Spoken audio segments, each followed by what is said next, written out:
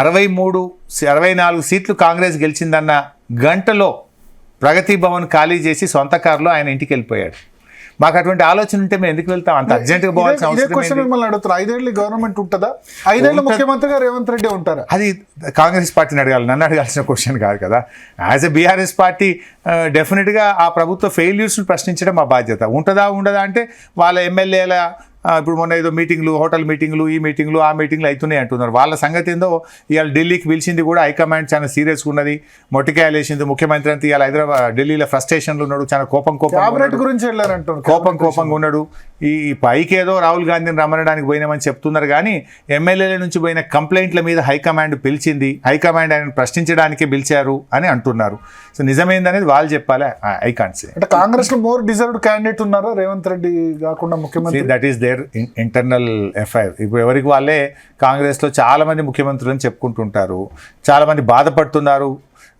నిన్నగాక మొన్న వచ్చినాడు అయినాడు, మేము ఎన్నేళ్ళ నుంచి ఉన్నామని అనేవాళ్ళు ఉన్నారు. మన పేపర్లో చూస్తుంటాం, టీవీలో చూస్తుంటాం. బట్ ఏది ఏమైనా we are least concerned about Congress internal politics. మాకు తెలిసినంత వరకు వాళ్ళు ఇచ్చిన హామీలు అమలు చేయాలి, ప్రజాస్వామ్య ప్రభుత్వం నడవాలని మేము కోరుకుంటాం. వాళ్ళ ఫెయిల్యూర్స్ను ప్రశ్నించడం మా బాధ్యత. సో రేవంత్ రెడ్డి ఉంటాడా, ఇంకోళ్ళు అవుతారా, ఎవరైతే మాకేముంది, మాకు కావాలి ప్రజలకు ఇచ్చిన హామీలు అమలు చేయండి. లేదంటే వాళ్ళ ఫెయిల్యూర్స్ను ఎండగట్టి ప్రజల్లో వాళ్ళ ఫెయిల్యూర్స్ను రిజిస్టర్ చేసి మళ్ళీ బీఆర్ఎస్ ప్రభుత్వం ఎప్పుడు ఎన్నికలు వచ్చినా మా ప్రభుత్వం రావాలన్నది మా ఆలోచన. Sir Shafi sir video sir Harish Rao finance minister కాబట్టి రుణమాఫీని రెచ్చగొట్టి ఉన్న కొత్త డబ్బుని కూడా ఖాళీ చేశారు ప్రభుత్వం. నువ్వు ముఖ్యమంత్రి కదా బాస్, నువ్వు రేవంత్ రెడ్డికి ఆ మాత్రం అవగాహన ఉండాలి కదా.